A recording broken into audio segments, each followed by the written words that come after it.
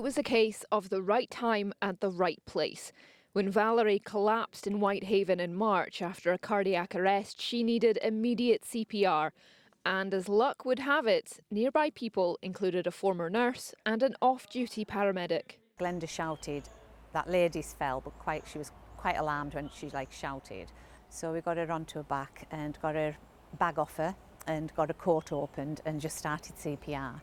It seemed all to take sort of a long time, but then when you look back, it all happened very quickly. I just received the permission from my wife to nip out for a quick haircut. And I promised to her it shouldn't take longer than 20 minutes. Valerie was extremely lucky because of these two women who started this chain of survival, so that's a vital thing.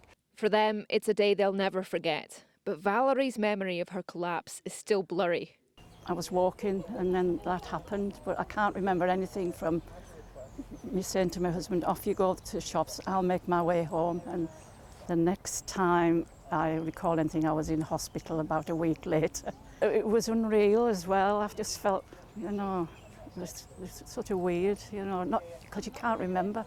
Now, 7 months later, she's had the chance to meet everyone who stepped in to save her life, including the paramedic crew. Yeah, this is a perfect example of the chain of survival, so early bystander CPR and then early defibrillation, which we provided. It was all done within a matter of a couple of minutes, so gave her the best possible chances.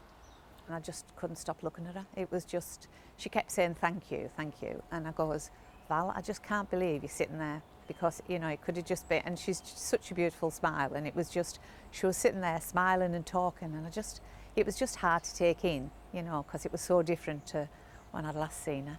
It's amazing. It's amazing. You can, as I said, I'm nearly 24 years in working as a paramedic, and for even if any paramedic will have once similar situations, it's worth. They've been swapping stories from that day, and Valerie has had the chance to thank them in person. You don't seem to realise how serious it was until you hear what they did, and it's just marvellous how they all just got on and did. There was no thing, they just did it for, and it's brilliant. They're absolutely amazing people. As I keep repeating myself, I can't thank them enough. I know people say, oh, it's just a job, but these guys are good. And they can save your life, Valerie has made a donation to the North West Ambulance Service and has shared her story to spread awareness of how important CPR was in saving her life. Isla Todd, ITV News.